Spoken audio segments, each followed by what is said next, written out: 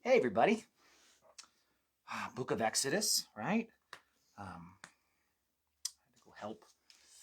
They're shooting at the birds in the orchards and in the vineyards, and anyway, dog was excited. Judah got tripped by her leash. We are in Exodus chapter 2. So let's rock and roll. And actually, before I rock and roll, good morning to you. How's it going? It's good to see you. Feel free to say hi to let me know you're here. All right. And a man of the house of Levi went and took as a wife a daughter of Levi. So the woman conceived and bore a son, and when she saw that he was a beautiful child, she hid him at 3 months. Now, remember, at this point, they were killing all the male children. And so, um, little babies do cry, but let's be honest, the little babies, they sleep a lot. And you actually could probably hide a little baby as long as you quickly fed them and quickly changed them. If you quickly met their needs, many, not all, we've had a colicky babies too, right? But I mean, lots of little babies just sleep a lot. And so, but at 3 months, they get a little more active, a little more vocal. And he was a beautiful child. Had he been an ugly child, maybe she wouldn't have been so. I'm kidding. But it says that when she could no longer hide him, she took an ark. Yeah.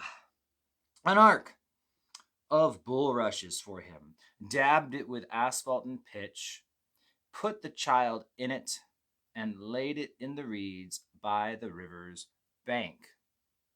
And his sister, whom we know as Miriam, stood afar off to know what would be done to him. There we go. All right, so stood afar off to see what would be done to him. And then the daughter of Pharaoh came down to bathe at the river, and her maidens walked along the riverside. And when she saw the ark among the reeds, she sent her maid to get it. And when she opened it, she saw the child, and behold, the baby wept. So she had compassion on him and said, "This is one of the Hebrews' children." Then his sister said to Pharaoh's daughter, "Shall I go and call a nurse for you, that from the Hebrew women, that she may nurse the child for you?" And Pharaoh's daughter said to her, "Go." And so the maiden went and called the child's mother. Then Pharaoh's daughter said to her, "Take this child away and nurse him for me, and I will give you your wages." So the woman took the child and nursed him, and the child grew. And she brought him to Pharaoh's daughter, so he became her son. So she called his name Moses, saying, "Because I drew him out of the water." There we go. Now, there's some really cool stuff. Psalm 78:2 refers to this area as the field of Zon. And this is in the area of Avaris in Egypt. It was the capital of the Hyksos. We talked about the Hyksos kings, the ones who had come earlier. So you see that the Jews are still centered around this area where the Hyksos kings were ruling. And it's also just an interesting fact that at least at this time, at least I understand, it was the one place on the Nile River that didn't have any crocodiles. So it was a place where Pharaoh's daughter could go and get a bath. Now, do you know who the greatest businesswoman of the Bible was? Pharaoh's daughter. She went down to the bank of the Nile and she drew out a profit. Okay, so we're seeing this gathering of Moses. It's kind of a sweet deal, right, ladies? Wouldn't it have been awesome if someone had paid you money to nurse your own child? Because that's what ended up happening. They put Moses in the water. The princess gets Moses, and then Miriam, his sister's like, "Hey, I'll go find you a wet nurse," and goes and gets mom. And then so she's now paying mom to nurse Moses, and they would have raised him for quite a while. Kids were weaned to a healthy little age, at least up to about a couple years old. Back then they didn't have Gerber food, so Here we see Moses getting raised up by his mother. Now, it says in verse 10, the child grew. And by verse 11, we're going to see Moses fully grown. And so the Bible does have more to say about Moses. And so if you want to get the Bible's full commentary on Moses, there is some interesting stuff. Acts chapter 7, verse 17. It says, "But when the time of the promise drew near, which God had shown to Abraham, the people grew and multiplied in Egypt, till another king arose who did not know Joseph. This man dealt treacherously with our people and oppressed our forefathers, making them expose their babies so they might not live. And at this time Moses was born, and he was well-pleasing to God. He was brought up in his father's house for 3 months, but when he was set out, Pharaoh's daughter took him away and brought him up as her own son. And Moses was learned in all the wisdom of the Egyptians and was mighty in words and deeds." Now, we've been doing Exodus for our family devotions. Morning, Donna. And we have been going over this. And so something I did for Judah and for the kids, I said as well, when we get to the Red Sea crossing, we can watch the 10 Commandments with Charlton Heston and Yul Brenner. We can watch that together, once we finish that section of doing our personal family devotions. And if you remember, for those who have seen the old version, they mentioned that at the beginning, there's like the curtain, actually, like it's like a theater, right? And the curtain opens and a guy actually introduces the movie, then the movie starts. But he mentions that they use a lot of tradition from Josephus. Now, one thing where I think they get it wrong is they think it's Ramses, and I don't think it's Ramses. That's 19th Dynasty. It's not a 3-day movie, only like 3 hours. Maybe it's 4 hours. It's a little bit of a long movie. There's an intermission. Back in the day when they had intermissions in long movies. So, Sound of Music has an intermission. Okay. So, that, Ben-Hur. But Enrique in the 3-day comments throw me off. Okay. Oh, but they mentioned Josephus in tradition. And you'll see at the beginning of the movie, like Moses was like a commander of the armies. And he had conquered the Ethiopians. This is Jewish tradition. And Josephus, the historian, writes about it. We don't know if it's necessarily true or not, but we do see he was raised up as the as the Pharaoh's daughter's son. Back then they didn't, let kids re-identify and be raised as a daughter if you're a son. And again, I think the 18th dynasty just lines up pretty straightforward that this Pharaoh's daughter was Hatshepsut, who became Pharaoh herself for over 20 years.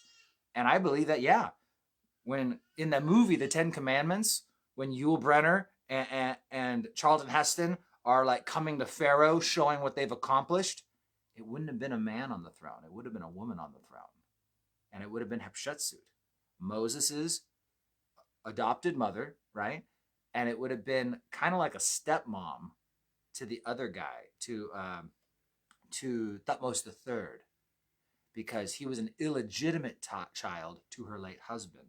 All right, one other chapter, just to get us, again, what we know about Moses and his childhood. So that's Hebrews chapter 11, the Hall of Faith, Hebrews chapter 11. I flipped from one way too far to the other way too far. Here we go, Hebrews 11, 23.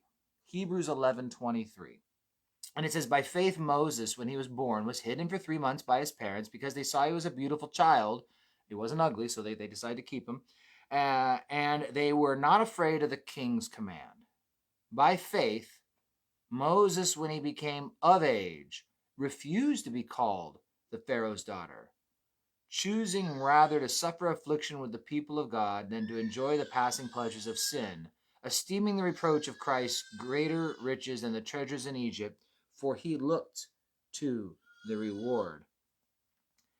Now, it goes on, but it's not so much about his childhood. It goes on to continue the story we're going to be reading about. But so what we're going to find is in verse 11, when he was grown, he goes out to his brother, looks at their burdens. And so here in Hebrews, we see, well, he actually at some point makes a decision. I don't want to be in the palace anymore. I want to be amongst my people.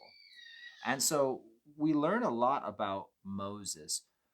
I will say this now, because I'm just going to wrap up this section for today. It's more historical, not as much application, but he was trained in all the ways of the Egyptians, mighty in word and deed. And yet, next chapter, as he stands before the burning bush, he sits there and he's going to complain to God about how he's not fit for the task. He can't accomplish what God is looking for. And at the end of the day, it's like, well, actually, Moses, like, you were trained up with quite a few skills. And the funny thing is, it's been 40 years by that point. 40 years have gone by, and maybe he doesn't remember all these things that he used to have, his former skills, his former learnings, his former accomplishments. And it's just a good reminder that where God guides, he provides. And he doesn't call the able, he enables the called. God isn't looking for able, he's looking for faithful. That if we step up, God will equip us with anything we need. He was trained up as a child. And just like with Jeremiah, where God says, from your mother's womb, I've ordained you a prophet to the nations. God had his hand upon Jeremiah from the beginning. And God has had his hand upon you from the beginning to accomplish the things that he needs done. Whether those are great things or whether you might call it a menial thing. Oh, well, God just needs me for this and for that. Well, once again, we need great warriors in our army. But if 1 week into the war they all die because no one was called to be the cook, it's going to be a very pathetic loss, right? Because God has called cooks, and he's called mechanics. He's called medics. He's called us to all these different things to fill in the gaps and meet the needs of the entire body of Christ. And some people feel, I'm so ill-equipped. Well, no, you're exactly equipped for what God is going to call you to be. Moses was going to lead a nation. And ironically, he was brought up the school and training of the greatest nation that existed in the world at that time. In the palace, watching leadership and experiencing leadership. And if Josephus is correct, he had led armies prior to all of this. 40 years had gone by and he didn't feel like he was that equipped anymore. But God had prepared him for exactly what God intended him to do. And God is preparing you and has prepared you for exactly what God has called you to do. So please don't ever feel ill-equipped. Please don't ever feel like, well, I don't have this or I don't have that. No, you have exactly what God intends you to have.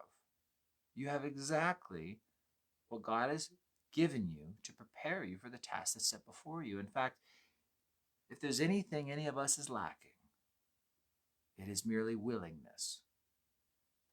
It is merely willingness to step out in faith, in an obedience, to go do the things that God has equipped you to do.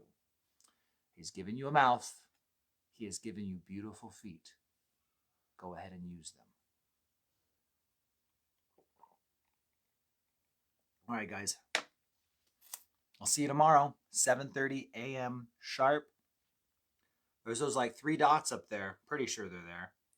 If you click them, and you can actually turn on notifications. That way when I go live, you get a little boop, you know. And this is all I ever do live, so it's not like you'll be getting notifications all the time.